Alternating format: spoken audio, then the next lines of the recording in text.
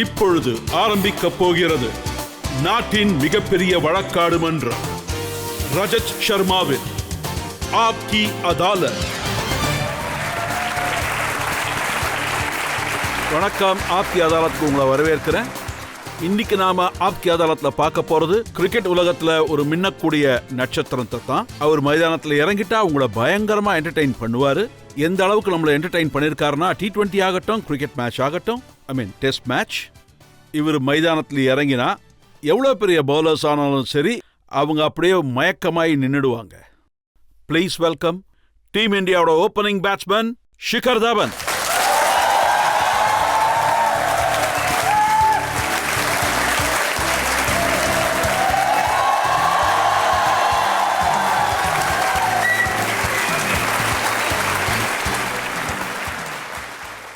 இன்றைய நிகழ்ச்சிக்கான நமது சிறப்பான judge, times of India sports editor Alok Sinha. Please welcome Alok Sinha.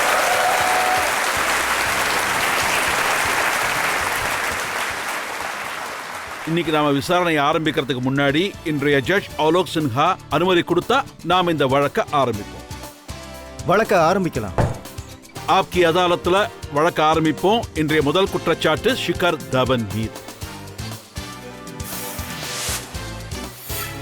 ஆப்கி அதாலத்துல team இந்தியாவோட ஓப்பனிங் பேட்ஸ்மேன் ஷிகர் தவான் மீது உள்ள குற்றச்சாட்டு, இவர் பயங்கரமான குறும்புக்காரர். ஷிகர், நான் கேள்விப்பட்டது என்னன்னா, உங்க சின்ன வயசுல நீங்க மக்களுடைய லெட்டர் பாக்ஸஸ்ல பாம் வச்சிருவீங்களான்னு. ஆமா, உண்மைதான். அது சின்ன வயசுல தீபாவளி பண்டிகை வந்ததுன்னா அது எங்களுக்கு ஒரு விளையாட்டா இருக்கும். ஆட்டம் பாம்பை எடுத்துட்டு போய் போஸ்ட் பாக்ஸில் வச்சிருவோம். எல்லா லெட்டர் பாக்ஸும் தெரிச்சிடும். அப்புறம் பார்த்தீங்கன்னா, நிறைய பேருக்கு லெட்டர் வந்ததுன்னா அதை அப்படியே எடுத்து கிழிச்சிருவோம்.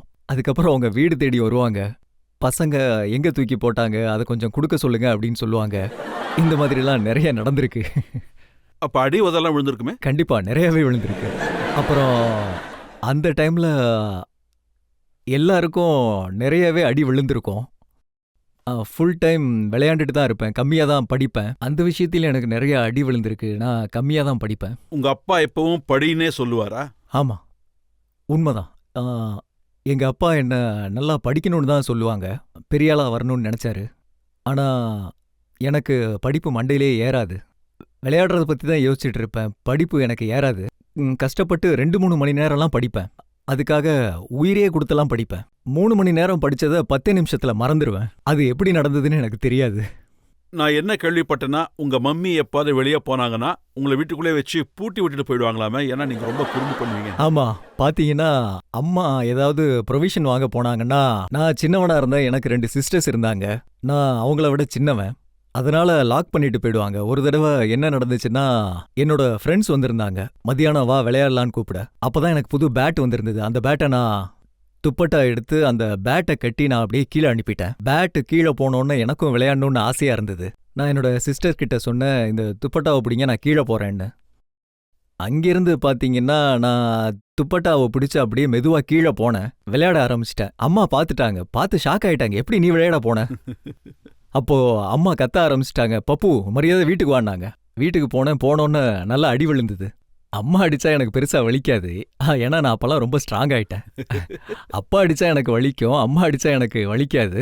நான் அதெல்லாம் பெருசா எடுத்துக்கல. நாம் ஒரு நல்ல கிரிக்கெட்டரா மாற முடியும்னு பப்புக்கு எப்போ புரிய வந்தது? பப்புக்கு வந்து எப்போ புரிய வந்ததுன்னா, நான் 16 இயர்ஸில் டெல்லி டீமுக்காக விளையாண்டேன். 1 வருஷம் விளையாண்டேன். அதுக்கப்புறம் நான் 2 மேட்ச் விளையாண்டு ட்ராப் ஆயிட்டேன். அப்போ நான் கொஞ்சம் ஏமாற்றம் அடைஞ்சேன் அதில். அப்புறம் அதுக்கு அடுத்த வருஷம் நான் திரும்ப வந்தேன். அதில் விளையாண்டு நிறைய ரன்ஸ் எடுத்தப்போ இனிமேல் கிரிக்கெட் விளையாடணும்னு முடிவு பண்ணேன். ஆனால் சில பிளேயர்ஸ் ட்ராப் ஆனதுல தான் உங்களுக்கு சான்ஸ் கிடைச்சதுங்கிறது உண்மையா? கண்டிப்பாக அது உண்மைதான். அண்டர் 16 எனக்கு முதல் தடவை வாய்ப்பு கிடைச்சப்போ 2 மேட்ச்ல நான் சரியா விளையாடல. அதுக்கப்புறம் வெளியே வந்துட்டேன். அடுத்த வருஷம் நான் வரும்போது நிறைய பசங்களுக்கு ஏஜ் பார் ஆயிருச்சு. அவங்க எனக்கு சீனியர்ஸா இருந்தாங்க. ஸோ அப்போ எனக்கு ஆட்டோமேட்டிக்கா சான்ஸ் கிடைச்சது. அந்த வருஷம் அண்டர் 16 நான் இந்தியாவுக்கு அதிக ரன் ஸ்கோர் பண்ணேன். அண்டர் 17 ஏஷியா கப் விளையாண்டுட்டு வந்தேன் பங்களாதேஷ்ல. அதுக்கப்புறம் தான் எனக்கு ஸ்டேட் லெவல்ல ஒரு நல்ல பிளேஸ்மெண்ட் இருந்தது. அதே மாதிரி வீரேந்தர் சேவாக் ரெஸ்ட் எடுக்கணும்னு முடிவு பண்ணதுக்கு அப்புறம் தான் அந்த இடம் காலியா இருக்குன்னு சொல்லி உங்களுக்கு அந்த வாய்ப்பு கிடைச்சதாமே? ஆமா, டெஸ்ட் மேட்ச்ல என்ன சொல்றது 2013 பிப்ரவரியில வீருபாய் விளையாண்டுட்டு இருந்தாரு. அதுக்கப்புறம் 2 மேட்ச் விளையாண்டாரு. 3வது மேட்ச்ல அவர் கலந்துக்கல. அதுல எனக்கு ஒரு நல்ல வாய்ப்பு கிடைச்சது. அப்புறம் அந்த ரெஸ்ட் வந்து 2010ல ஓடிஐ டைம்ல ஆஸ்திரேலியாவுக்கு எதிரான சீரீஸ் இருந்தது. அதுல வீருபாய் அப்புறம் கோத்திபாய் விளையாடல. அதனால எனக்கு வாய்ப்பு கிடைச்சது. அப்பதான் அவர் ரெஸ்ட்ல போனாரு. ஒன் டே ஒன் டே மேட்ச்ல. அந்த ஒன் டே தான் உங்களுக்கு நல்ல டெபியூவா அமைஞ்சதுன்னு நினைக்கிறேன். நிறைய ரன்ஸ் எடுத்தீங்க. இல்ல, ஒன் டேல நான் டெபியூல 0ல அவுட் ஆயிட்டேன். நான் அவுட் ஆயிட்டு திரும்பி நடந்து போனப்போ சிரிச்சுக்கிட்டே அப்படியே யோசிச்சு பார்த்தேன். 100 ரன்ஸ் எடுக்கணும்னு வந்து இப்போ அவுட் ஆயிட்டேன். அந்த சோகத்திலே நான் அப்படியே கிளம்பி போயிட்டேன்.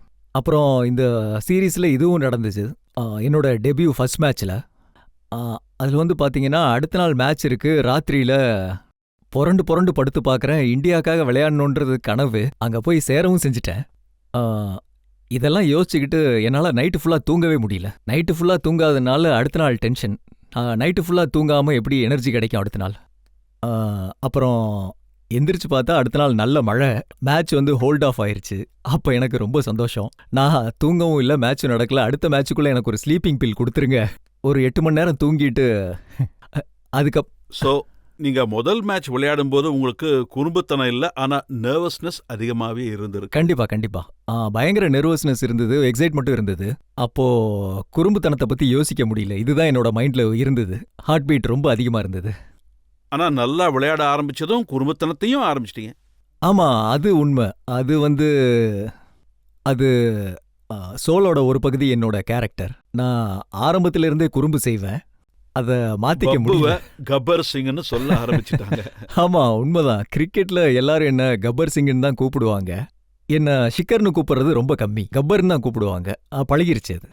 அந்த ஸ்டோரி வந்து பாத்தீங்கன்னா, நான் ரஞ்சி டிராஃபி விளையாடும் போது டெல்லிக்காக ஒரு சில்லி பாயிண்ட்டை பிடிச்சிட்டு இருந்தேன். அதாவது மற்ற டீம் எல்லாம் பார்ட்னர்ஷிப்ல விளையாடுவாங்க. எல்லாரும் அமைதியா இருப்பாங்க. அவன் எல்லாரையும் தூக்குறதுல கில்லாடி எப்படி பன்னிக்குட்டி மாதிரி ஓடுறான் பாரு. அம்பையரும் கூட என்ன எதுவும் சொல்ல முடியாது. ஏன்னா நான் யாரையுமே திட்டல. எல்லாரும் சிரிக்க ஆரம்பிச்சிட்டாங்க. அப்பதான் என்னோட கோச் விஜய் தாஹியா எனக்கு அந்த பேரை சூட்டினாரு, கப்பர்னு. அப்பையில இருந்து அந்த பேர் ஃபேமஸ் ஆயிருச்சு. அப்ப ஷோலே டயலாக்ஸ் பிளேயர்ஸ்க்கெல்லாம் நீங்க சொல்லுவீங்களா? ஆமா, அதெல்லாம் நடக்கும். இந்த ஷோலே டயலாக் எல்லார் முகத்திலையும் சிரிப்பு வர வைக்கிறதுக்காக நான் ஏதேதோ பண்ணுவேன். அதாவது நீங்க எப்பெல்லாம் கேட்ச் பிடிக்கிறீங்களோ அது எல்லாருக்குமே தெரியும், எல்லாரும் பார்ப்பாங்க. நீங்க அது ஒரு கபடி ஸ்டைல்ல ஒரு மாதிரி ஆடிதான் பிடிப்பீங்க. அது உண்மைதான். அப்படிதான் பண்ணுவேன். அது எனக்கு ரொம்ப பிடிச்சு பண்ணுவேன். அப்புறம் அப்படி பண்ணா எனக்கு ஆம்பளைங்கிற ஃபீல் வரும். தொடைய தட்டி அப்படி பண்றது.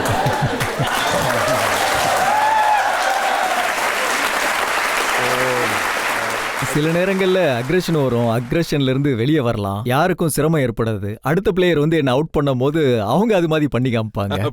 எனக்கு அப்ப சிரிப்பு வரும். சரி நீயும் பண்றியேன்னு. சார், நானும் கிரிக்கெட் விளையாடுறேன். ஆனா என்னால படிப்பையும் கிரிக்கெட்டையும் ரெண்டையும் மேனேஜ் பண்ண முடியல சார். நீங்க உங்களோட ஸ்டடி டைம்ல எப்படி ரெண்டையும் மேனேஜ் பண்ணீங்க சார்? படிப்பு வந்து ரொம்ப முக்கியம். அதாவது வந்து ஸ்கூல் டைம்ல பாத்தீங்கன்னா படிப்பை முடிச்சுட்டு அதுக்கப்புறம் நாங்கள் நேராக விளையாடுறதுக்கு போயிடுவோம். கிரவுண்டுக்கு போயிட்டு கிட்டத்தட்ட 2 மணி நேரம் விளையாண்டுட்டு தான் வருவோம். அதுக்கப்புறம் ஹோம் ஒர்க் பண்ணுறது, மற்ற விஷயங்கள் பண்ணுறதெல்லாம் வந்து பண்ணுவோம். நீங்கள் வந்து 2 விஷயமும் மேனேஜ் பண்ணணும்னு நினச்சிங்கன்னா உங்கள் உழைப்பை இன்னும் கொஞ்சம் அதிகரிக்கணும். கிரிக்கெட்டில் கொடுக்குற டைம் மாதிரி நீங்கள் படிப்புக்கும் டைம் கொடுக்கணும். அதாவது வந்து ஸ்போர்ட்ஸுன்றது ஒரு மனுஷனோட லைஃப்பில் ஒரு நல்ல டிசிப்ளினை கொடுக்கும். இது வந்து ரொம்பவே முக்கியம் ஒவ்வொரு யங்ஸ்டர்ஸுக்கும். அதாவது ஸ்போர்ட்ஸ் விளையாடுறது எந்த ஸ்போர்ட்ஸாக இருந்தாலும் சரி, நீங்கள் யோகா பண்ணுறதா இருந்தாலும் அதையும் பண்ணலாம். இதெல்லாம் பண்ணுறது ரொம்ப முக்கியம். அப்போ தான் உங்கள் லைஃப்பில் ஒரு டிசிப்ளின் வரும், ஹெல்த் நல்லா இருக்கும். அதுக்கப்புறம் உங்களோட கான்ஃபிடன்ஸ் லெவல் இன்க்ரீஸ் ஆகும். ஒரு தடவை நீங்க உங்களோட சிக்னேச்சர் மூவ் காட்டினீங்கன்னா நல்லா இருக்கும் சார். எந்த மாதிரி சிக்னேச்சர்? அதான் நீங்க கேட்ச் பிடிச்ச உடனே ஒன்னு பண்ணுவீங்களே சார். பிடிச்சதுக்கு அப்புறமா எந்திரிச்சு பண்ணாதான் சரியா வரும். அதேதான் சார்.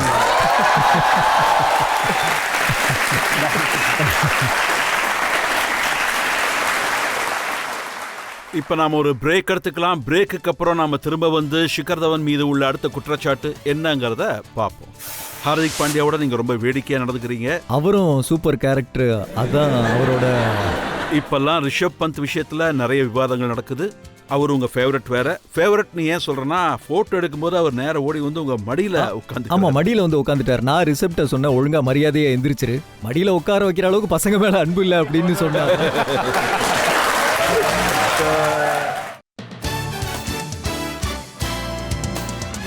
Welcome back. ஆப்கி அதாலத்ல இன்னைக்கு நம்மோட விருந்தாளி இந்தியன் டீமோட ஓப்பனிங் பேட்ஸ்மேன் ஷிகர் தவன். ஆப்கி அதாலத்ல அடுத்த குற்றச்சாட்டு.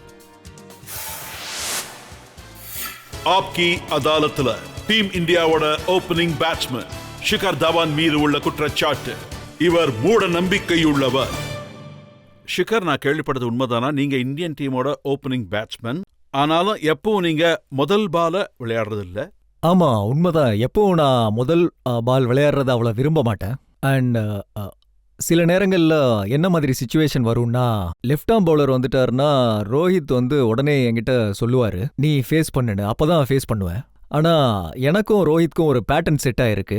அதை ரோஹித் தான் ஃபேஸ் பண்ணுவார். அண்ட் நான் ரன்னிங் எண்டில் இருக்கிறதா ப்ரிஃபர். ரோஹித் என்ன சொன்னார்னா, முதல் தடவை அவர்கிட்ட தோனி ஓப்பனிங் பண்ண சொல்லும்போது அவர் உங்ககிட்ட வந்திருக்காரு, நீ ஃபர்ஸ்ட் பால் ஃபேஸ் பண்ணுன்னு சொல்லியிருக்காரு, நீங்க முடியாதுன்னு சொல்லிட்டீங்களா? ஆமா, உண்மைதான். அப்போ நானும் டீம்ல கம்பேக் கொடுத்துருந்தேன். அண்ட் நான் அவர்கிட்ட அப்பதான் சொன்னேன், நானே இப்பதான் கம்பேக் கொடுத்துருக்கேன், புதுசா வந்திருக்கேன், 2 பேரும் ஈக்குவல் தான், நீயே பண்ணு, நான் இங்கேயே நிக்கிறேன். அதுக்கு அவரு சரி ஓகே அப்போ நானே பண்றேன் அப்படின்னு சொன்னாரு.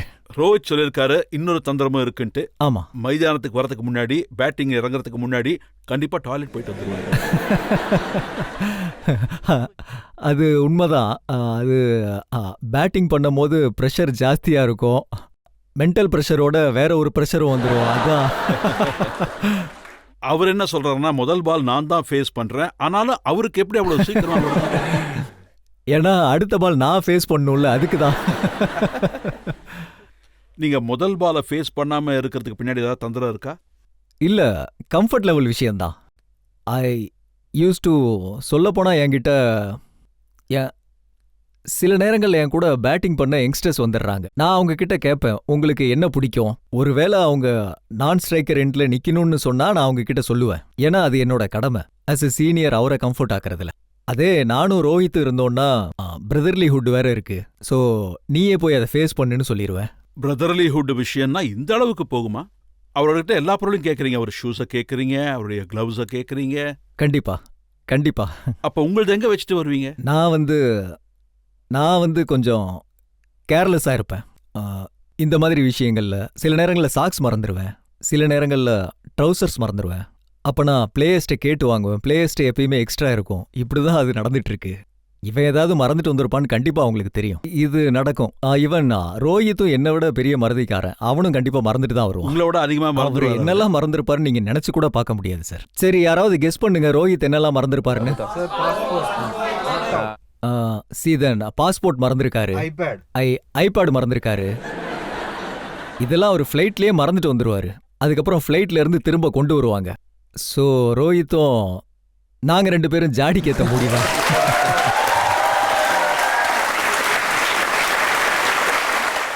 நான் விராட் கோலி இன்டர்வியூ பண்ணும்போது அவர் சொல்லிட்டு இருந்தாரு, ரோஹித் எப்பவுமே ஒரு ஸ்லாங்ல தான் பேசுவாருன்னு. ரோஹித் ஆமா உண்மைதான். அவருக்கு நல்ல மூடு இருந்தா ஒரு ஸ்லாங்ல பேசுவாரு. அதாவது பாத்தீங்கன்னா அது மும்பையோட லோக்கல் லாங்குவேஜ், அதுல அவரோட ஸ்டைல் கண்டிப்பா இருக்கும். அதே மாதிரி மும்பையோட இன்னொரு ஸ்பெஷாலிட்டி இருக்கு. நம்ம ஒரு வேளை யார்கிட்டயாவது வழி கேட்டா அவங்க இப்படி பண்ணுவாங்க, இப்படிலாம் சொல்லுவாங்க. இது மும்பையோட ஸ்டைல். நான் முதல் தடவை போனப்ப பார்த்தேன், என்ன இது இப்படிலாம் பண்றாங்க. டெல்லியில யாரையாவது கூப்பிட்டா ஒரு மாதிரி பண்ணுவாங்க. ஸோ பசங்களை யாரையாவது கூப்பிட்டா கண்டிப்பா அப்படி கூப்பிடுவாரு. ரோஹித் இந்த மாதிரி எல்லாம் பண்ணுவாரு. நீங்க 2 பேரும் ஒன்னா விளையாடும் போது நிறையவே கிரவுண்ட்ல டைம் ஸ்பெண்ட் பண்றீங்க, அவுட் ஆகிறதே இல்ல. அப்ப அவ்வளவு நேரம் நீங்க என்ன பேசிப்பீங்க? கம்யூனிகேஷன், அதாவது என்ன சிச்சுவேஷன்னு பேசுவோம். அப்புறம் இவ்வளோ ரெஸ்ட் எடுக்கிறது தேவையா வேண்டாமா, அடுத்து என்ன பண்ணலாம். இப்போ நான் ஒரு வேர்ல்டு கப் மேட்ச் விளையாண்டேன். எனக்கு காலில் அடிபட்டுருச்சு. நான் 25-27 ரன்ல இன்ஜுரி ஆயிட்டேன். நான் ரோஹித் கிட்ட சொன்னேன், என்னால் இப்போ பெரிய ஷாட் அடிக்க முடியாது, அண்ட் இதுக்கு மேலே என்னால் பெரிய ஷாட் அடிக்க முடியும்னு எனக்கு தோணலை. நம்ம டீமுக்கு ஒரு நல்ல பேஸ் கொடுத்துருக்கோம். ஒரு 70 ரன் ஆயிருச்சுன்னா நான் வெளியே போயிடுறேன். வேற யாராவது வந்தா அவங்க செட் ஆகி விளையாடுவாங்க. பெரிய ஷாட் அடிக்கிறதுக்கு என் கையில பவர் இல்ல. அப்போ ரோஹித் அந்த காம்ப்ளிகேஷன் ரொம்ப யூஸ்ஃபுல்லா இருந்தது. அப்போ ரோஹித் சொன்னாரு, நம்ம எப்பயுமே 5-6 ரன் ஆடிக்கிட்டே இருந்தாரு. நான் அப்படியே விளையாண்டுக்கிட்டே இருந்தேன். இந்த மாதிரி எங்களுக்கு 100 ரன் பார்ட்னர்ஷிப் இருந்தது. ரோஹித் 70 ரன்ல அவுட் ஆயிட்டான். அதுக்குள்ள என்னோட கட்டவரல் உடைஞ்சு போச்சு. நான் அப்போ பெயின் கில்லர் எடுத்துக்கிட்டேன். அதுக்கப்புறம் என்னோட கட்டவரல் சூடாயிருச்சு. நான் அப்போ 100 ரன்னும் அடிச்சேன். இந்த மாதிரி எங்க கம்யூனிகேஷன் அமையும். அந்த கிரெடிட் எல்லாம் ரோஹித்துக்கு தான் போவோம். ஏன்னா அந்த டைமே எனக்கு அந்த கம்யூனிகேஷன் ரொம்ப யூஸ்ஃபுல்லா இருந்தது. ஸோ ஒவ்வொரு கேம்லயும் எங்களுக்குள்ள கம்யூனிகேஷன் நல்லா இருக்கும். கூடவே நல்ல காமெடியும் இருக்கும். அது கண்டிப்பா இருக்கணும்ல. என்ன காமெடி பண்ணுவீங்க? என்ன காமெடி பண்ணுவோமா? அதாவது பாத்தீங்கன்னா, நான் பாட்டு பாடுவேன். அந்த டைம்ல எனக்கு என்ன தோணுதோ அந்த மாதிரி காமெடி பண்ணுவேன். அதெல்லாம் நடக்குவாங்க. ஹார்திக் பாண்டியாவோட நீங்க ரொம்ப ஜாலியா இருப்பீங்களாமே. ஆமா, அது எப்பயுமே நடக்கிறது தான். ஹார்திக் கூட நான் எப்பயுமே வேடிக்கையா தான் நடந்துக்குவேன். அவரும் எனக்கு ஏத்த மாதிரி கேரக்டர் தான். அதனால 2 பேருக்கும் செட் ஆகும். சந்தோஷத்தை எந்த லெவல்ல நம்ம பகிர்ந்துக்கிறோமோ அது ரொம்ப நல்ல விஷயம் தானே. இந்த மாதிரி சந்தோஷத்தை நாங்க பகிர்ந்துக்குவோம். அவரு 23, 24 வயசுன்னா நானும் அதே லெவல்ல அவர் கூட ப்ளே பண்ணுவேன். அவங்க கூட சேர்ந்து என்ஜாய் பண்ணுவேன். விராட் சொல்லிட்டு இருந்தாரு, வார்த்தைகளை கண்ட்ரோலே பண்ண முடியாதமே. யாரு? ஹார்திகா? ஆமா. இல்ல, அந்த மாதிரி எதுவும் இல்ல. அதாவது பாத்தீங்கன்னா என்ன நடக்கும்னா, பசங்கள்லாம் எங்க இருக்கும்போது நானும் எங்க இருந்திருக்கேன். நானும் அது மாதிரி பல விஷயங்களை கடந்து தான் வந்திருக்கேன். But he is very good boy, very good hearted பாய்.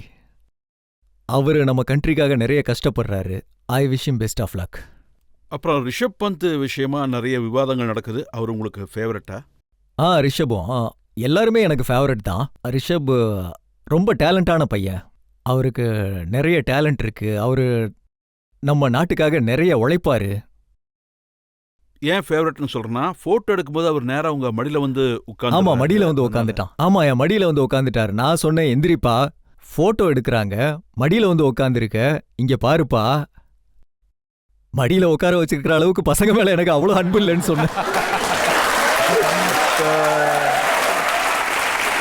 ஆனா அவருக்கு ஒரு 20, 21 வயசு இருக்கும். சொல்ற பேச்ச கேட்க மாட்டாரு. அந்த வயசுல இருக்கிற பசங்க அப்படிதானே இருப்பாங்க. யங்ஸ்டர்ஸ் அப்படிதான் இருப்பாங்க. அதனால அவர் எந்திரிக்கல, அப்படியே தான் உட்கார்ந்துருந்தாரு. சரி, உட்கார்ந்ததுக்கு அப்புறம் என்ன பண்ண முடியும்? அப்புறம் மடியில உட்கார்ந்து அப்படியே போட்டோ எடுத்துக்கிட்டாரு. எல்லாரும் சந்தோஷமா இருக்காங்க. அதாவது நம்ம பாத்தீங்கன்னா 21 வயசு பையன்கிட்ட பாத்தீங்கன்னா எல்லாருமே இப்படிதானே இருப்பாங்க. ஆனா உங்களுக்கு புரியலையா, அவர் பேட்டிங்ல எந்த அளவுக்கு கான்சன்ட்ரேட் பண்ணணும், அவர் இன்னும் அதிகமா விளையாடினா என்ன அவரால் பெரிய ஸ்கோர்லாம் பண்ண முடியலன்னு ஒரு விவாதம். இல்ல, கவனம் செலுத்துறாரு, நல்லா உழைக்கிறாரு. சில சிச்சுவேஷன்ல ஒரு சில தடவை எவ்வளவு ட்ரை பண்ணாலும் நடக்காது. ஆனா அந்த ஜேர்னில அவர் நிறைய விஷயங்கள் கத்துக்கிறாரு. அது பாத்தீங்கன்னா ரிஷபுக்கு மட்டும் கிடையாது, எல்லாருக்குமே நடக்குது. எனக்கு நடந்திருக்கு, எங்க எல்லாருக்குமே நடந்திருக்கு. அது part and parts of cricketers life. I am sure அவர் பெருசா ஏதாவது கத்துக்குவாரு. அண்ட் அவர் ஒரு நல்ல பிளேயரும் கூட. அவரு கண்டிப்பா நிறைய ஸ்கோர் பண்ணணும். எனக்கு நல்லா தெரியும், அவரு ஒரு நல்ல டேலண்டடான பிளேயர். இங்கிலாந்து டெஸ்ட் மேட்ச்ல அவரு செஞ்சுரி அடிச்சாரு. ஸோ அவரு கடினமா உழைக்கிறதுனால கண்டிப்பா அதுக்கான வெற்றியை கண்டிப்பா அடைவாரு. இந்த யங் ஏஜ்ல ஒரு கையில ஷாட் அடிக்கிறது ரொம்ப முக்கியமா? இல்ல, அவரு ஐபிஎல்ல 1 ஹேண்ட் ஷாட் அடிச்சாரு, பல 6 அடிச்சாரு. ஸோ இப்போ அவரு விளையாடும் போது 2 கையில தான் அடிக்கிறாரு. அண்ட் இதுக்கப்புறம் அவர் விளையாடும் போது நிறைய 6 அடிக்கிறத நம்ம கண்டிப்பா பார்க்கலாம். மகேந்திர சிங் தோனி அப்புறம் விராட் கோலிக்கு நடுவில் பெரிய அண்டர்ஸ்டாண்டிங் உண்டு. அதை பத்தி நிறைய விவாதங்களும் நடந்திருக்கு. விராட் தோனிக்கு நிறைய ரெஸ்பெக்ட் கொடுக்கறாருன்னு. அதை பத்தி நீங்களும் பிளேயர்ஸ்குள்ள பேசிப்பீங்களா? கண்டிப்பா பேசுவோம். தோனி ப்ரோ மேல எல்லாருமே நல்ல மரியாதை வச்சிருக்கோம். நம்ம நாட்டோட பெரிய கேப்டனா இருந்திருக்காரு. அவர் பாத்தீங்கன்னா நிறைய விஷயம் நம்ம நாட்டுக்காகவும் நம்ம பிளேயர்ஸ்க்காகவும் பண்ணியிருக்காரு. And we are very grateful. And இப்போ நீங்க சொன்ன மாதிரி விராட் பாராட்டுக்குரியவர். ஏன்னா விராட் எங்க இருக்கும் போது தோனி ப்ரோ கைட் பண்ணியிருக்காரு. அப்புறம் ஈவன் அவர் கேப்டன் ஆன அப்புறம் அந்த கேப்டன்சில கூட அவருக்கு நிறைய விஷயம் கத்து கொடுத்திருக்காரு, நாலேஜ் பாஸ் ஆன் பண்ணியிருக்காரு. அது ஒரு பெரிய லீடருக்கான ஒரு குவாலிட்டி. அப்புறம் விராட்டியை நான் பாராட்டி தான் ஆகணும். ஏன்னா அவருக்கும் அதே குவாலிட்டி இருக்கு. அந்த ரெஸ்பெக்ட் அவரு திருப்பி கொடுத்துட்டு தான் இருக்காரு. And he is showing gratitude towards Dhoni bro. Both are great. நீங்க தோனி கூட விளையாடும் போதும் உங்களுக்கு ஏதாவது வித்தியாசம் தெரியுமா? அதாவது நீங்க மத்தவங்க கூட விளையாடும் போதும் இவருக்குள்ள விளையாடுறதும். தோனி ப்ரோ கூட மற்றவங்க கூட விளையாடும்போது, இல்ல நீங்க 2 பேரும் கிரீஸ்ல இருக்கும்போது. தோனி ப்ரோ கூட நான் கிரீஸ்ல இருந்ததில்ல. ஏன்னா அவர் வரும்போது நான் என்னோட வேலையை முடிச்சிட்டு எஸ் ஆயிருவேன். ஸோ அந்த மாதிரி நடக்கும்போது ஹீ இஸ் வெரி கிளியர். அவருக்கு தெரியும் இவ்வளவுதான் பண்ணணும், இதை இப்படி பண்ணக்கூடாதுன்னு. கண்டிப்பா கம்யூனிகேஷன் இருக்கும். ஒரு கேப்டனா அவர் சொல்லுவாரு, சரி நீ போ அடிச்சு விளையாடு அப்படின்னு சொல்லுவார். அதுக்கப்புறம் I will follow his instruction and I will do that. ஏன்னா அவரு டீமுக்காக நின்று யோசிப்பாரு. அந்த டைம்ல என்ன சுச்சுவேஷனா இருந்தாலும் பரவாயில்ல, ரொம்ப பெரிய பெரிய பிளேயரா இருந்திருக்காரு. அவர் எப்பயுமே ஒரு சக்சஸ்ஃபுல் பிளேயர் தான். நாங்க பேசும்போது கம்யூனிகேட் பண்ணும்போது ஒரு மியூச்சுவல் அண்டர்ஸ்டாண்டிங்ல நாங்க எப்பயுமே நடந்துக்குவோம். உங்களோட இன்னொரு பார்ட்னர் ஜஸ்பிரீத் பும்ரா. ஆமா சார். அவரை பத்தி நிறைய விவாதங்கள் இருக்கு. பவுலிங் ஆக்ஷனை பத்தி பேசப்படுது. இன்னொன்னு அவர் எங்க இருந்து பால் போடுறாருன்னே தெரியறது இல்ல. உண்மைதான், அவரோட பவுலிங் ஆக்ஷன் ரொம்பவே வித்தியாசமா தான் இருக்கும். எனக்கு யாரோ சொன்னாங்க, அவரோட ரூம்ல ஹைட் கம்மியா இருக்கும்போது இந்த மாதிரி குனிஞ்சு பால் போட்டுட்டு இருப்பாராம். இந்த மாதிரி ஸோ அவரோட ஆக்ஷன் எப்படி இருந்தாலும் பேட்ஸ்மேனுக்கு ஒரு பெரிய சவாலா தான் இருக்காரு. அதே மாதிரி நம்ம நாட்டுக்காக நல்லா விளையாடுறாரு. World number 1 bowler and he is very very discipline and hard worker. அது ஃபிட்னஸா இருந்தாலும் சரி, மென்டல் ஹெல்த்தா இருந்தாலும் சரி, ஈவன் ஃபுட்டு விஷயமா இருந்தாலும் சரி, எல்லாத்துலயுமே கண்ட்ரோல்டா இருப்பாரு. இப்போலாம் ட்ரெஸ்ஸிங் ரூம்ல ஃபிட்னஸ் விஷயத்துல நிறைய கவனம் செலுத்துறீங்களா? ஆமா சார், அது உண்மைதான். எல்லாருமே ஃபிட்னஸ்ல ரொம்ப கவனம் செலுத்துவாங்க. இது புது கல்ச்சர், ரொம்பவே நல்ல ஒரு கல்ச்சர். எல்லா பசங்களும் ஃபிட்டா இருக்காங்க. எல்லாருக்குமே டெக்ஸா ஸ்கேன் நடக்கும். அதுல தெளிவா தெரியும் நம்ம பாடியில எவ்வளோ ஃபேட் இருக்கு, எவ்வளோ மசில் இருக்குன்னு. ஸோ அது நமக்கு ஒரு இண்டிகேட்டர்ஸா இருக்கும். அதாவது எப்படி இம்ப்ரூவ் பண்றது, டயட் மாத்தணுமா வேண்டாமா, எங்க கரெக்டா போறோம், எங்க தப்பா போறோம், அது ஒரு மிரர் மாதிரி. அது பார்த்து நம்ம எப்படி கரெக்ட் பண்ணணுமோ பண்ணிக்கலாம். அது மாதிரி அதோட ஃபிட்னஸ் டெஸ்ட்டும் கூட இருக்கும். இப்ப சொன்ன மாதிரி டெக்ஸாவும் கூட இருக்கும். இந்த மாதிரி கூட எல்லா விஷயமும் இருக்கும். யாராவது கேள்வி கேட்க விரும்புறீங்களா?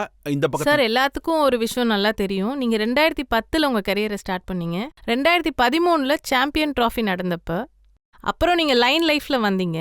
அதுக்கப்புறம் எல்லார் கண்ணிலையும் படுற மாதிரி உங்களோட திறமையை வெளிப்படுத்துனீங்க. சார், நான் தெரிஞ்சுக்க வேண்டியது என்னன்னா, 2010 2013 வரைக்கும் அதுக்கு நடுவில் ஏற்பட்ட ஸ்ட்ரகிள், நீங்க எப்படியெல்லாம் கஷ்டப்பட்டீங்க, அதெல்லாம் எப்படி ஃபேஸ் பண்ணீங்க, உங்க மைண்ட் செட் எப்படி இருந்தது, நீங்க ரொம்ப ஸ்ட்ரெஸ்ஸா ஃபீல் பண்ணீங்களா? 2010 நான் விளையாட வந்தப்போ 2 மேட்ச் விளையாடி இருப்பேன். ஒரு மேட்சுக்கு அப்புறம் நான் வெளியே போயிட்டேன். அதுக்கப்புறம் என்னோட என்ட்ரி சார் சொன்ன மாதிரி வீரு பிரதர் அப்புறம் கோத்தி பிரதர் ரெஸ்ட் எடுக்க வெளியே போகும்போது எனக்கு ஒரு வாய்ப்பு கிடைச்சிது. அதில் நான் என்னோட லைஃப்ல இது வரைக்கும் அப்படி ஒரு ஸ்ட்ரகிள் பார்த்ததில்ல. ஏன்னா நான் அந்த மாதிரி விஷயத்த நம்ப மாட்டேன். அதாவது 2010 2013 வரைக்கும் நான் என்னோட கிரிக்கெட்டை என்ஜாய் பண்ணிட்டு இருந்தேன். அண்ட் எனக்கு கிரிக்கெட்னா உயிர். ஸோ அதனால தினமும் விளையாடுறதுக்கு போறது, பசங்களோட ஜாலியா இருக்கிறது, கிரவுண்ட்ல ஆட்டம் போடுறது, நான் என்னோட பேட்டிங்ல ஒர்க் பண்றது, ஃபிட்னஸ்ல ஒர்க் பண்றது, இதுதான் பண்ணிட்டு இருந்தேன். ஸோ இந்த ஃப்ளோலே இருந்ததுனால எனக்கு நல்லா தெரியும், எனக்குன்னு வாய்ப்பு வரும்போது கண்டிப்பா அது வரும். ஒரு வேளை வரலனாலும் பரவாயில்ல. ஏன்னா என்ஜாய் பண்ண வேண்டியது ரொம்ப முக்கியம். ஏன்னா நம்ம ஸ்ட்ரெஸ் ஆயிட்டோம்னா, ஸ்ட்ரெஸ்ஸால இந்த நொடியும் நம்மளால வாழ முடியாது, அதுக்கப்புறமும் வாழ முடியாது. நாம எப்போ எனர்ஜியோட சந்தோஷமா இருக்கணும், பிளெஸ்டா இருக்கணும். அப்பதான் நம்மளோட ஃபியூச்சர் ரொம்ப சிறப்பா அமையும். அப்படிதான் நான் இருந்தேன். All the best for your future. Thank you so much. வேற யாராவது கேள்வி கேட்கணும்னா கேட்கலாம். சார், வேர்ல்டு கப்ல நீங்க நம்ம டீமுக்கு ஒரு முக்கியமான அங்கமா இருந்தீங்க. நெக்ஸ்ட் இயரும் வேர்ல்டு கப் இருக்கு. அதுக்கு என்ன மாதிரியான பிளான் வச்சிருக்கீங்க சார்? ஸ்பெஷல் பிளானிங் என்னன்னா, நான் எப்பவும் என் ஃபிட்னஸ்ல ஃபோக்கஸா இருக்கணும், கையை காலை உடச்சிக்க கூடாது. அண்ட் டீம்ல ஒரு கோல் இருக்கும், எங்களுக்கு டைரக்ஷன் கொடுப்பாங்க. அதாவது நீ இந்த மாதிரி தான் செயல் பண்ணணும்னு. அந்த ரோலை நான் நல்லா நிறைவேற்றணும், கரெக்டாக ப்ரிப்பேர் ஆகணும், கொடுத்த வாக்கை காப்பாற்றிக்கணும். இதுதான் என்னோட பிளான். அப்புறம் நான் எப்பவும் கிரவுண்டில் இறங்கி 100 ரன் எடுக்கணும், 200 ரன் எடுக்கணும் அப்படிலாம் யோசிக்கவே மாட்டேன். நான் எப்பவும் அதுக்கான ஏற்பாடு பண்ணுவேன். ரன்ஸ் ஆட்டோமேட்டிக்காக நடக்கும். Thank you sir. ஷிகர், நீங்க இந்த விஷயத்தை புரிஞ்சுக்கிட்டீங்க, உங்களுக்கு மக்களுடைய ஆதரவும் கிடைச்சிடுச்சு. நீங்க இந்த மீசையை முறுக்கி விடுறதா எப்ப ஆரம்பிச்சீங்க? மீசையை முறுக்கி விடுறதா? அது பார்த்தீங்கன்னா, அது எப்போ ஃபேமஸ் ஆச்சுன்னா, டெஸ்ட் வியூவில் நான் செஞ்சுரி அடித்தப்போ அது ஃபேமஸ் ஆச்சு. நான் அதுக்கு முன்னாடியே வச்சுருந்தேன். அது எனக்கு ரொம்பவே பிடிக்கும். யாரையாவது பார்த்தேன்னா மீசை இப்படி முறுக்கி விடுறது, அது ஒரு ஆண்மகனோட பெருமை. யாராவது பார்க்கும்போது கெத்தா முறுக்கி விடுறது. ஸோ அது என்னை ஃபேசினேட் பண்ணும். எனக்கு அது ரொம்ப பிடிச்சி தான் வச்சுருந்தேன். அதுக்கப்புறம் பாத்தீங்கன்னா டெஸ்ட் வியூவில் நான் செஞ்சுரி அடிச்சப்போ அந்த டீ பிரேக் டைம்ல வரும்போது மீசியை முறுக்கி விட்டு மக்களை பார்ப்பேன். அது ஒரு பெருமையா ஃபீல் பண்ணிட்டு நடந்து வந்தேன். டிவி ஆக்ஷன்ல தெரியுற மாதிரி இப்ப உங்களால பண்ண முடியுமா? பண்ணுவேன். ஆனா இப்ப எனக்கு முறுக்கு மீசை இல்லை. ஆனாலும் அதே முகம்தான், அதே கண்கள் தான் பண்றேன் பாருங்க.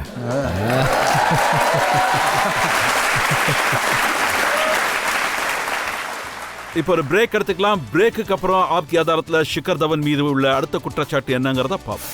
உங்களோட புது ஆர்வத்தை நான் பார்த்தேன். ஆமா சார். பாகிஸ்தான் பிளேயர்ஸை ஃபீல்டில் வச்சு நீங்கள் எதுவும் செய்யறது இல்லை, ஆனால் ட்விட்டரில் அவங்கள வச்சு செய்கிறீங்க.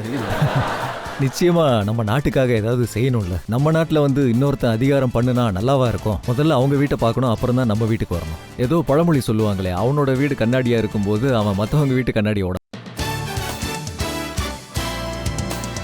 Welcome back. ஆப்கி அதாலத்தில் இன்னைக்கு நாம கேள்விகளை கேட்டுக்கிட்டு இருக்கோம், வழக்க தொடர்ந்துட்டு இருக்கோம். டீம் இந்தியாவோட opening batsman cricket star Shikhar Dhawan மீது ஆப்கி அதாலத்தில் அடுத்த குற்றச்சாட்டு.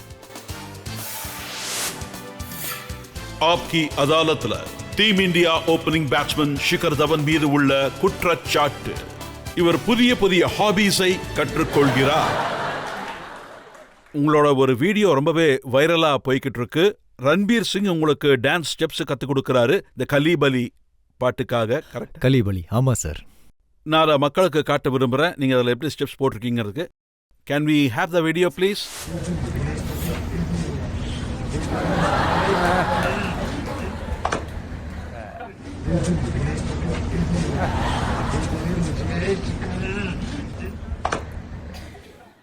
இந்த கலீபலி எப்படி உங்களுக்கு இன்ட்ரெஸ்ட் வந்தது? ஆக்சுவலி நான் மும்பையில் ஒரு ஷூட்டில் இருந்தேன். அவரும் அப்போ ஷூட்டில் தான் இருந்தார். அந்த பிரேக்கில் நாங்கள் 2 பேரும் மீட் பண்ணோம். என்ன சொல்கிறது, அவருக்கு என்னோட இந்த தைஃபை ரொம்ப பிடிச்சிருந்தது. நானும் உங்ககிட்ட நிறைய விஷயம் கற்றுக்கணும்னு சொன்னேன். அதனால் அவர் எனக்கு இந்த ஸ்டெப்பு கற்றுக் கொடுத்தாரு. ஸோ எனக்கு டான்ஸ் ரொம்ப பிடிக்கும். பஞ்சாபி டான்ஸ் ரொம்ப நல்லா ஆடுவேன், பஞ்சாபி பாட்டுக்கு. ஸோ நான் ரூமில் இருக்கும்போது மியூசிக் போட்டு டான்ஸ் ஆடுவேன். விராட் கோலி ஐபேடில் நிறைய பஞ்சாபி பாட்டை ஏற்றி விட்டுருக்கீங்க. இல்லை, நான் போடல. அவருக்கு ஜென்ரலாகவே பஞ்சாபி சாங் ரொம்ப பிடிக்கும்.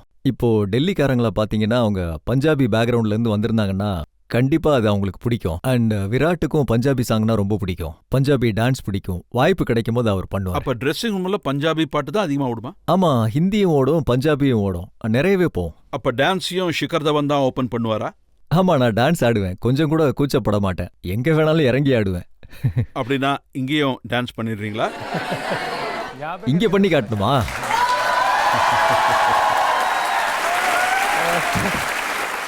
ஜட்ஜ் சார் எனக்கு கையில விளங்க மாட்டிடுவாரு. சரி, என்ன பாட்டுக்கு டான்ஸ் ஆடுறீங்க? All right. எல்லாரும் ஒரு முடிவோட தான் வந்திருப்பாங்க போல. எந்த பஞ்சாபி சாங் போட்டாலும் சட்டியா பரவாயில்ல. கலாயா ப்ளே பண்ண? இல்ல, வேண்டாம் வேண்டாம். நான் பார்க்கறதுக்கு அவ்வளோ ஒன்றும் கியூட்டா இருக்க மாட்டேன். இல்ல, கலிபலி. கலிபலி பாட்டா? கலிபலியா? ஆடிடலாம் ஆடிடலாம்.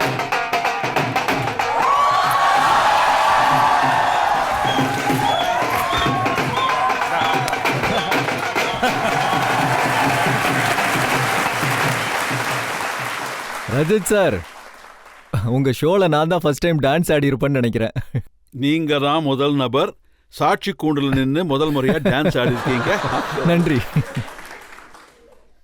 உங்களுக்கு சில புது ஹாபிஸ்லாம் இருக்குன்னு கேள்விப்பட்டேன். குதிரை சவாரி, அது உங்களுக்கு ரொம்ப பிடிக்கும்? ஆமா, குதிரை சவாரி பண்றேன். குதிரைகள்னா எனக்கு ரொம்பவே பிடிக்கும். ஸோ எனக்கு வாய்ப்பு கிடைக்கும் போதெல்லாம் நான் குதிரை சவாரி போவேன். எனக்கு அனிமல்ஸ் கூட இருக்கிறது ரொம்பவே பிடிக்கும். அப்புறம் நான் சில வீடியோஸ் பார்த்தேன், புல்லாங்குழல் ப்ளே பண்ற மாதிரி. ஆமா, புல்லாங்குழல் கத்துக்கிட்டு இருக்கேன். கிளாசிக்கல் மியூசிக் கத்துக்கிட்டு இருக்கேன்.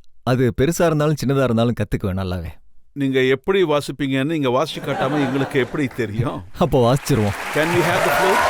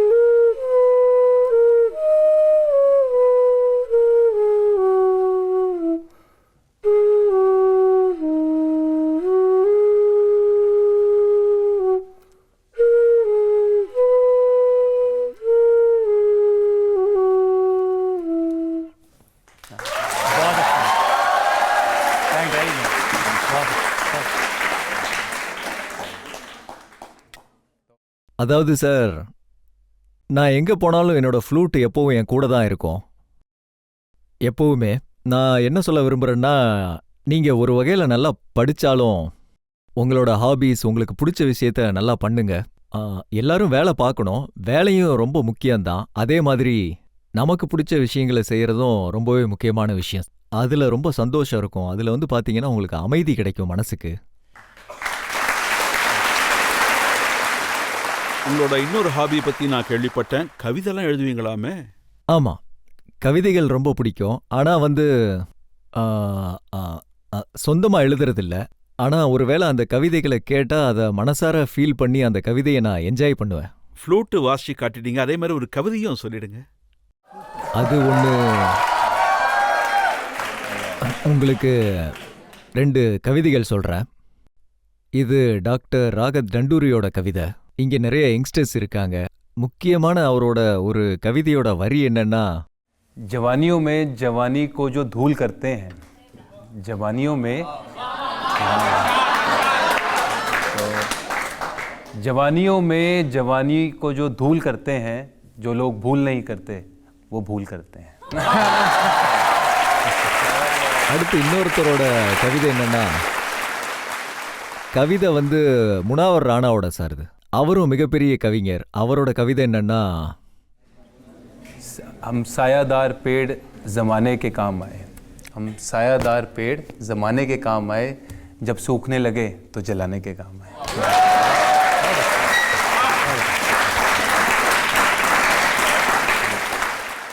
இன்னொரு ஹாபியும் இருக்கு, மற்ற சார். பிளேயர்ஸோட முடிய வெட்டுறது.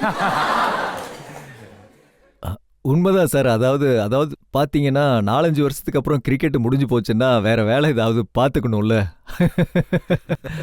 இல்ல, நான் ஒரு டைம் ரிஷப்புக்கு முடி வெட்டி விட்டேன். நான் என்னோட முடிய நானே தான் எப்பவும் ட்ரிம் பண்ணுவேன். வெட்டுறதுக்கு சிசர்ஸ் யூஸ் பண்ண மாட்டேன், ட்ரிம்மர் தான் யூஸ் பண்ணுவேன். ட்ரிம்மரை வச்சு நானே பண்ணிக்குவேன். ஸோ அவருக்கு ட்ரிம்மர்ல பண்ண வேண்டி இருந்தது, அதை நானே பண்ணி விட்டேன். அப்புறம் விராட்டுக்கும் பண்ண வேண்டி இருந்தது, அப்போ நானே ட்ரிம் பண்ணி விட்டுருக்கேன். அவருக்கு பண்ணல, அவர் வந்து எனக்கு பண்ணி விட்டுருக்காரு. உங்களோட புது ஹாபிஸ் இப்படி ஒன்னொன்னா வருது இல்ல, இது எல்லாத்துக்கும் உங்களுக்கு எப்படி டைம் கிடைக்குதுன்னு நீங்க சொல்லுங்களேன். ஐடியாஸ் இப்போ ஃப்ளூட் வந்து பாத்தீங்கன்னா, எனக்கு சின்ன வயசுல யாராவது ஃப்ளூட் வாசிச்சாங்கன்னா எனக்கு அது ரொம்பவே பிடிக்கும். அந்த டைம்ல ரோட்ல வாசிச்சுட்டு வருவாங்கல்ல, அப்படியே வாசிச்சுட்டே அவங்க அப்படி ஆடிக்கிட்டே வருவாங்க. அவங்க மறையிற வரைக்கும் நான் அதை கேட்டுக்கிட்டே இருப்பேன். 2015ல நான் உட்காந்துட்டு இருக்க டைம்ல பசங்கள்லாம் உட்காந்து சும்மா பேசிட்டு இருப்போம்ல, அதுக்கு பதிலாக நம்ம ஏன் ஃப்ளூட் கற்றுக்க கூடாது? நான் ஃப்ளூட் ஆன்லைனில் தான் கற்றுக்கிட்டேன்.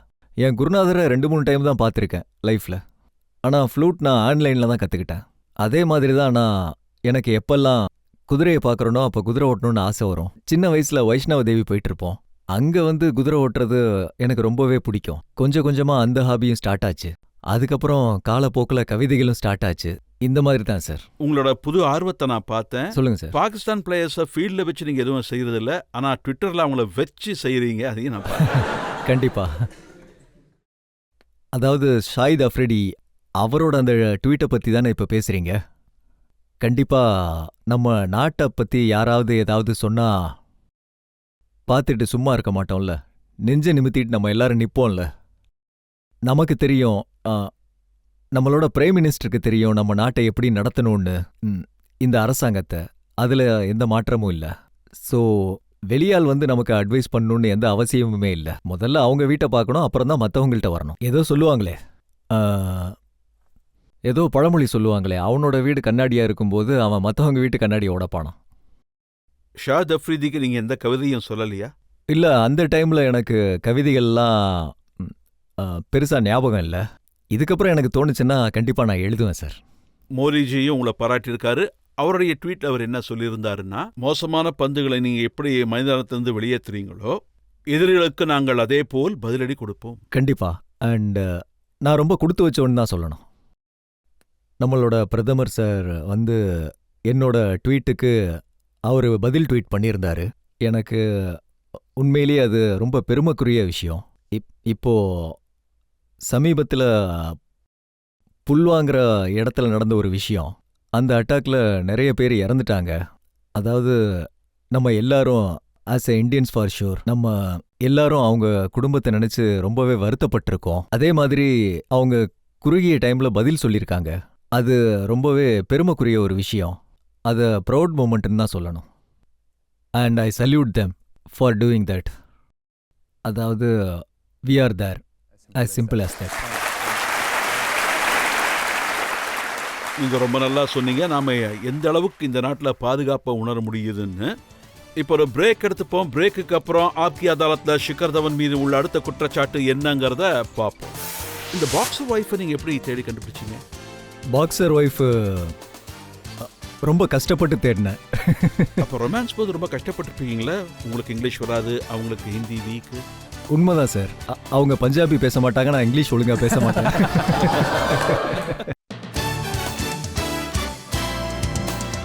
Welcome back. ஆப்கி அதாலத்தில் இன்னைக்கு நம்ம வழக்க நடத்திக்கிட்டு இருக்கோம், கேள்விகளை கேட்டுக்கிட்டு இருக்கோம். கிரிக்கெட்ல super star batsman Shikhar Dhawan கிட்ட ஆப்கி அதாலத்தில் அடுத்த குற்றச்சாட்டு. ஆப்கி அதாலத்தில் Indian team opening batsman Shikhar Dhawan மீது உள்ள குற்றச்சாட்டு. இவர் தமது மீதான விமர்சனங்களை புறக்கணிக்கிறார். ஷிகர், நம்ம பர்ஃபார்மன்ஸ் மோசமா அமைஞ்சா விமர்சனங்கள் வரத்தான் வரும் மீடியால. நீங்க யார் சொல்றதையும் கேட்கறது இல்ல, கவலையும் படுறது இல்ல. இல்ல, நான் யார் சொல்றதையும் கேட்க மாட்டேன், அதுக்காக கவலையும் பட மாட்டேன். நான் வந்து நியூஸ் பார்க்க மாட்டேன், அதே மாதிரி யார் என்ன கமெண்ட் பண்றாங்க அதையும் பார்க்க மாட்டேன். ஏன்னா எந்த அளவுக்கு நான் அந்த விஷயத்துல இன்ட்ரெஸ்ட் காட்டுறனோ அதே மாதிரி அதை பெருசா எடுத்துக்க மாட்டேன், அதை கண்டுக்கவும் மாட்டேன். நான் என்னோட ஜோன்ல தான் இருப்பேன். நான் எப்பவும் பாசிட்டிவா தான் இருப்பேன். ஏன்னா ஆக்சுவலி வந்து பாத்தீங்கன்னா நான் அவங்கள பத்தி எதுவும் தப்பா நினைக்க மாட்டேன். ஏன்னா அது அவங்களோட வேலை, அவங்களோட வேலையை அவங்க செய்யறாங்க. ஏன்னா அது அவங்களோட அபிப்பிராயம். அவங்க என்ன நினைக்கிறாங்களோ அதை அவங்க செஞ்சுட்டு போட்டோம். ஆனா ட்விட்டர்ல, சோஷியல் மீடியால அதுலலாம் நிறைய கமெண்ட்ஸ் வரும். அதெல்லாத்தையும் நீங்க படிப்பீங்களா? இல்ல, அதெல்லாம் எதுவும் பார்க்க மாட்டேன். எனக்கு தெரியும், நான் நல்ல விஷயம் பண்ணா நல்லதா பேசுவாங்க, ஏதாவது கெட்டது பண்ணா கெட்டதா பேச போறாங்க. ஸோ இதுல வந்து எனக்கு எதுவும் புது விஷயமா படல. ஆரம்பத்துலலாம் அதை பார்த்துட்டு இருந்தேன். அதுக்கப்புறம் you over grow the things and இப்போ எனக்கு தேவைப்படுறதில்ல. எதை பத்தியும் கண்டுக்கிறதே இல்லை. இல்ல, அப்படி இல்ல. அதாவது கவலைப்பட மாட்டேன், கண்டுக்கிறது இல்ல, கவலைப்பட மாட்டேன். ஆனா உங்க ஒய்ஃப் கண்டிப்பா திட்டுவாங்கல்ல பர்ஃபார்மன்ஸ்ல ஏதாவது குறைஞ்சா? அது உண்மைதான். அவங்க உங்க ஒய்ஃப் கூடவே பாக்ஸர் தான். ஆமா, அவங்க பாக்ஸர் தான்.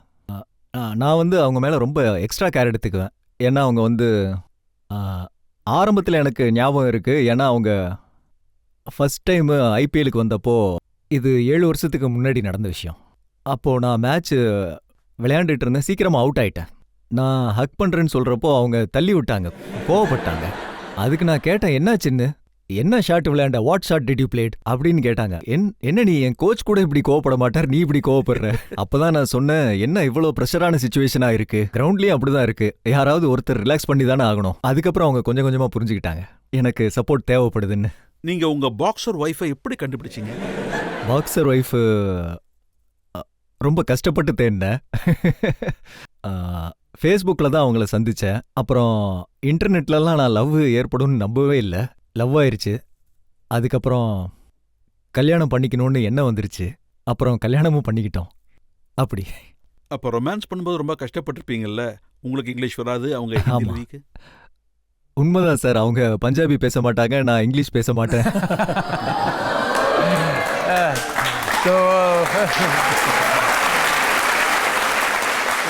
ஆனா வந்து காதலை வெளிப்படுத்துறதுக்கு பல வழிகள் இருக்கு. ஸோ ஆனா அப்படி ஒரு வழியை கண்டுபிடிச்சிட்டேன்.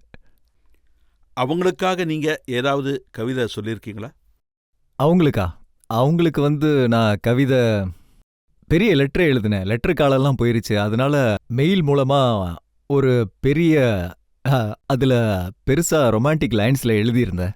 பெருசா எழுதி மெயில் பண்ணியிருந்தேன். அந்த மாதிரி என்னோட லவ்வை நான் எக்ஸ்பிரஸ் பண்ணேன். இப்போ ரொமான்ஸ் நடந்துகிட்டு இருக்கா? ஏதாவது எழுதுறீங்களா? இல்ல, இப்பெல்லாம் வந்து நான் எப்பயாவது நல்ல கவிதைகள் கேட்டேன்னா அதை அவங்களுக்கு பாஸ் ஆன் பண்ணுவேன். நல்ல ரொமான்டிக் பாட்டு கேட்டால் அதை அவங்களுக்கு ஃபார்வர்ட் பண்ணுவேன். இது உனக்காக தான் ஹனி அப்படின்னு சொல்லுவேன்.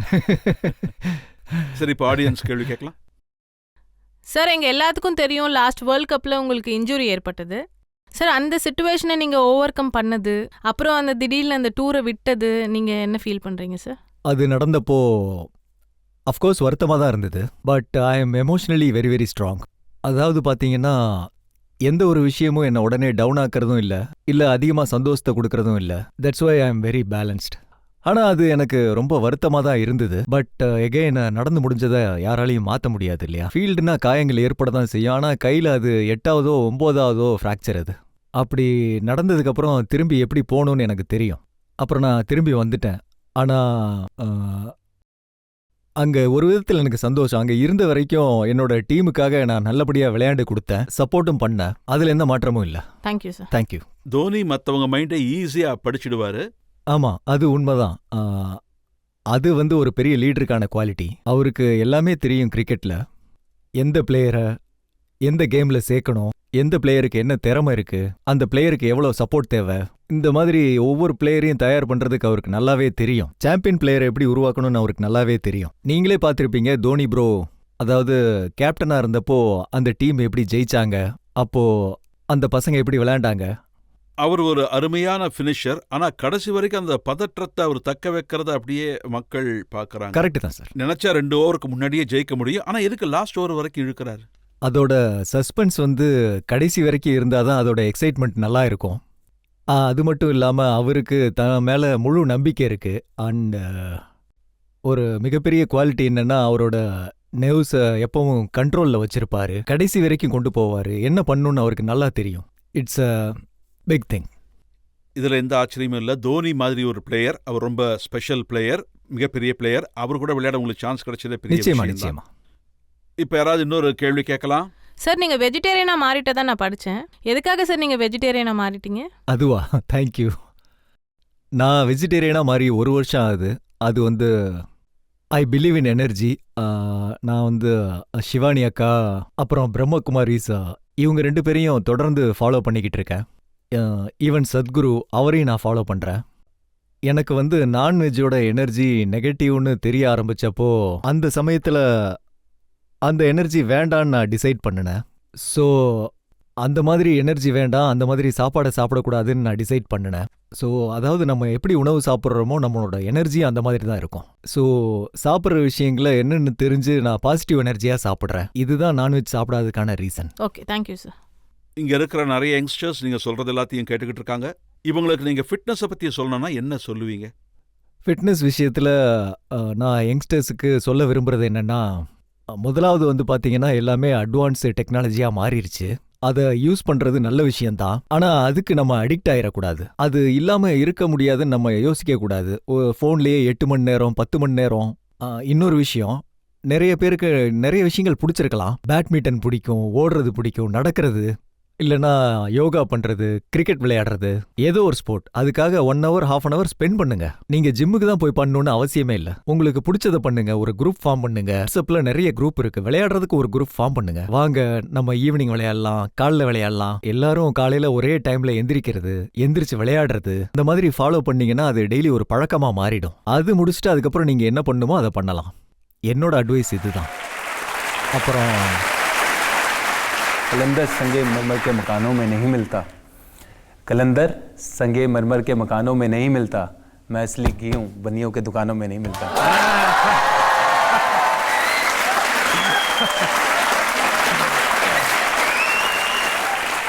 நீங்க அழகா உங்க பதில்களை சொன்னீங்க. ரொம்ப நல்லா என்டர்டெயின் பண்ணீங்க. இப்போ ஒரு பிரேக் எடுத்துக்கலாம். பிரேக்குக்கு அப்புறம் ஆப்கி அதாலத்ல இன்றைய judge, times of India sports editor Alok சின்ஹாவோட தீர்ப்பு ஷிகர் தவன் மீது என்னன்னு கேட்போம்.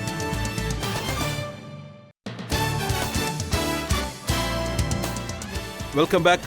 ஆப்கி அதாலத்ல நம்ம வழக்க நடத்தினோம். எல்லாரையும் என்டர்டெயின் பண்ணக்கூடியவர் அதிரடி பேட்ஸ்மேன் ஷிகர் தவன் மீது.